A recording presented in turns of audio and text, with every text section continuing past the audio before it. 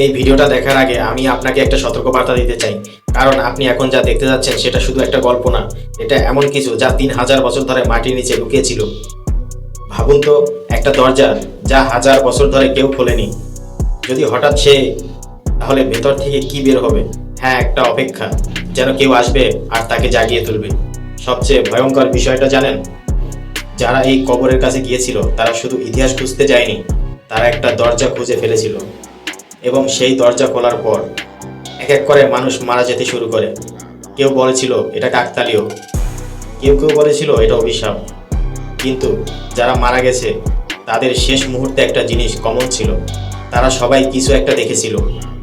আপনি এখন যে ভিডিওগুলো দেখতে যাচ্ছেন এগুলো এমন কিছু দৃশ্য যেগুলো এক্সপ্লেইন করতে আজও বিজ্ঞান ব্যর্থ। কিন্তু মনে রাখবেন, এই ভিডিওটা শুধু দেখার জন্য না, এটা বোঝার জন্য, শেখার জন্য। কারণ এই গল্পটা শেষ পর্যন্ত না দেখলে আপনি কখনোই জানতে পারবেন না আসলে কি ঘটেছিল। আপনি যদি সত্যিকারের রহস্য জানতে চান আর এমন অজানা গল্প মিস করতে না চান, তাহলে এখনই লাইক দিন আর সাবস্ক্রাইব করে রাখুন, কারণ আজকের গল্পটা শেষের 1 মিনিটেই সবকিছু বদলে দিবে। চলুন এখন আমরা ঢুকে পড়ি ৩,০০০ বছর সেই বন্ধ কবরের ভেতরে। ১৯২২ সাল, মিশরের উত্তপ্ত মরুভূমির মাঝে একটি আবিষ্কার পৃথিবীকে চমকে দেয়। প্রত্নতত্ত্ববিদ বালির নিচে লুকিয়ে থাকা একটি সিঁড়ি, যার নিচে অন্ধকারের দিকে নেমে যাচ্ছে। প্রতিটি ধাপ যেন নিয়ে যাচ্ছিল অজানা এক রহস্যের গভীরে। নিচে পৌঁছে তারা দেখতে পায় একটি সিল করা দরজা, যা প্রায় ৩,০০০ বছর ধরে বন্ধ ছিল। যখন দরজাটি খোলা হয়, সবাই নিঃশ্বাস বন্ধ করে দাঁড়িয়েছিল।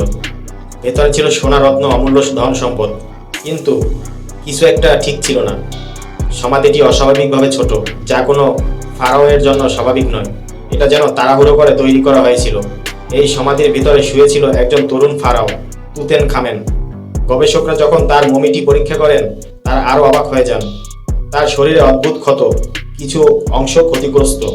সবচেয়ে রহস্যময় বিষয়, তার শরীরে হৃৎপিণ্ড নেই, যেখানে প্রাচীন মিশরীয়রা বিশ্বাস করত হৃৎপিণ্ডই আত্মার কেন্দ্র। তাহলে কেন এটি সরানো হলো? তাকে রাখা হয়েছিল 3টি কফিনের ভিতরে, কিন্তু মাঝের কফিনটি ছিল আলাদা। এটা যেন তার জন্য তৈরি করা হয়নি। সবকিছু মিলিয়ে মনে হচ্ছিল তাকে খুব তাড়াহুড়ো করে কবর দেওয়া হয়েছে, কারণ তার মৃত্যু ছিল হঠাৎ। তুতেনখামেন ছিলেন দুর্বল, জন্মগত সমস্যায় ভুগছিলেন। তার পা বিকৃত ছিল, তিনি লাঠি ছাড়া হাঁটতে পারতেন না। তার সমাধি থেকে শত শত লাঠি পাওয়া যায়, তার শরীরের ম্যালেরিয়ার চিহ্নও পাওয়া গেছে। তবুও তিনি জীবন উপভোগ করতেন, রথে চড়তেন। সম্ভবত সেখানেই ঘটেছিল দুর্ঘটনা। ধারণা করা হয় রথ থেকে পড়ে গিয়ে তিনি মারাত্মকভাবে আহত হন। তার বুকেও আঘাত লাগে এবং হয়তো সেখানেই তার মৃত্যু হয়। তারপর তাড়াহুড়ো করে তাকে মমি করা হয়, অনেক নিয়ম ভেঙে। এমনকি হৃৎপিণ্ডের জায়গায় রাখা হয় একটি প্রতীকী তাবিজ। কিন্তু এখানেই শেষ না। কবর খোলার পর এক এক করে মানুষ মারা যেতে থাকে। কারো মৃত্যু স্বাভাবিক, কারো মৃত্যু অদ্ভুত।